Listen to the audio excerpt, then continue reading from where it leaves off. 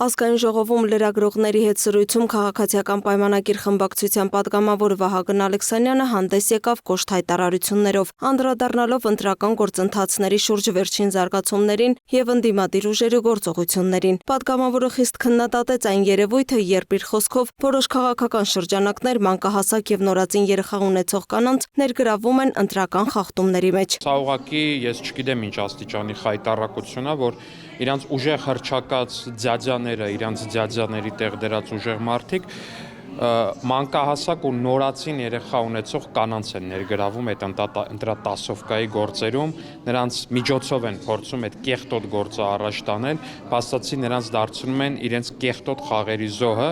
որտեվ գիտեք, որ օրենքի համար այդ տարբերությունը շատ չկա։ Օրենքը տեսնում է, իրավապահ համակարգը տեսնում է օրենքի խախտում ու պարտավոր է գնա դրա հետևից։ Նա նաև անդրադարձավ հրապարակված ձայնագրություններին, նշելով, որ դրանցում առկա խոսակցությունները ընտրողի վրա ազդելու նպատակով հեռուստացույց նվիրելու կամ դրա փոխարեն գումար տրամադրելու մասին հակաօրինական են։ Պատգամավորն ընդգծեց, որ նման գործողությունները պետք է ստանան համապատասխան քրեաիրավական գնահատական։ Ալեքսանյանի խոսքով իրավապահ մարմինները պարտավոր են արձագանքել նման խախտումներին, անկախ ներգրավված անձանց սոցիալական վիճակից։ Միևնույն ժամանակ նա քննադատեց այն մոտեցումը, երբ իր պնդմամբ մեծերը թաքնվում են կանանց հետևում, խուսափելով պատասխանատվությունից։ Դա ուղղակի վախկոտ, տմարդի, թուլամորթ, թուլակամ,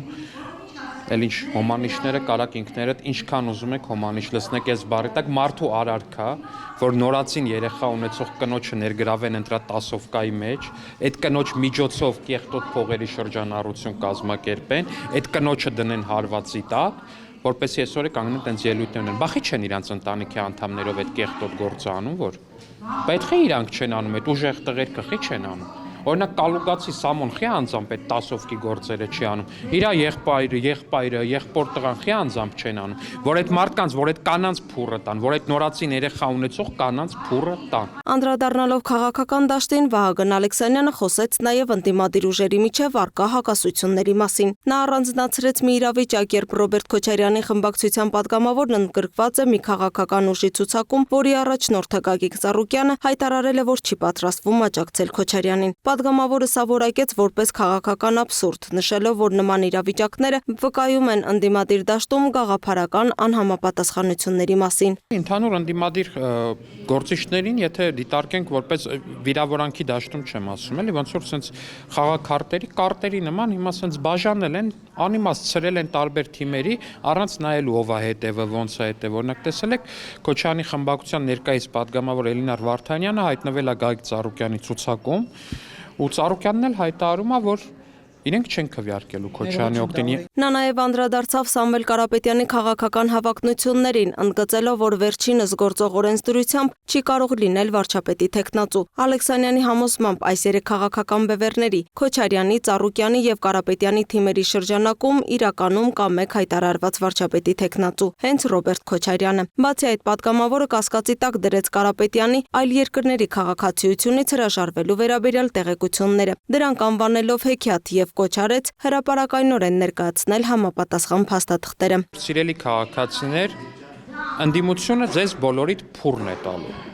Ընդդիմության համար դուք պետք եք միայն